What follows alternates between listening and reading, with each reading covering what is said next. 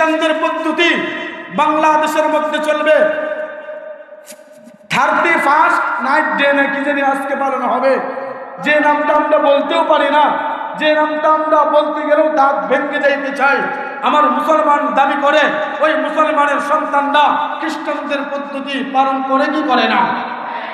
এখন তোমরা মুসলমান দাবি করো, এখন আমরা তার বিরুদ্ধাচরণ করলে আমাদেরকে মৌলবাদ বলো, আমাদেরকে জঙ্গিবাদ বলো, আমাদেরকে ফতুয়াবাদ বলো, যা কিছু বলতে পারো। একমাত্র আল্লাহকে খুশি করতে যায় যদি আমার বাবার বিরুদ্ধাচরণ করতে হয়, আমার দেশের বিরুদ্ধাচরণ করতে হয়, সারা বিশ্বের বিরুদ্ধাচরণ করতে হয়, বিরুদ্ধাচরণ করবই, কথা বলবই। একমাত্র আল্লাহকে ভয় করি, কোনো মানুষকে পরোয়া করি না, ঠিক কিনা? একমাত্র আল্লাহকে ভয় করতে যায় তোমরা খ্রিস্টানদের পদ্ধতি অবলম্বন করবা, এটা আমরা বরদাস্ত করতে পারবো না, ঠিক কিনা?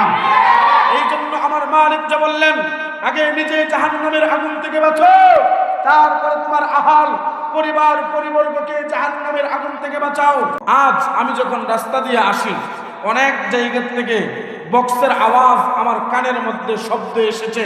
কারণ কিন্তু একটাই, 2024 সাল বিদায় গেল, 2025 সাল আসলো। গান এবং যাত্রার মাধ্যমে এবং ঢোল তবলা বাজানোর মাধ্যমে 2025 সালকে আমরা স্বাগত জানাই, এটাই তো, তাই না? আর আমরা যারা একমাত্র আল্লাহকে ভালোবাসি, আল্লাহর মহব্বত আমার অন্তরের মধ্যে, আপনার অন্তরের মধ্যে আছে, আমাদের টার্গেট হলো 2024 সাল বিদায় করব এশারের নামাজের মাধ্যমে। 2025 সাল আমরা নিজেদের ভিতরে গঠন করে নিব ফজরের নামাজের মাধ্যমে, ঠিক কিনা? আমরা 2024 সাল বিদায় করে দিলাম এশারের নামাজের মাধ্যমে। 2025 সালকে স্বাগত জানাবো ফজরের নামাজের মাধ্যমে। আর যারা ওই খ্রিস্টানদের পদ্ধতি, ইহুদিদের পদ্ধতি, থিওরি অবলম্বন করবে এবং থিওরিগুলা তারা পালন করতে চাইবে, যদিও তারা নামদারি মুসলমান, যদিও তারা মুসলমানের বাচ্চা, যদিও তারা মুসলমান দাবি করে, কিন্তু তারা একটাও খাঁটি মুসলমান হতে পারে না, ঠিক কিনা? একটাও খাঁটি মুসলমান না।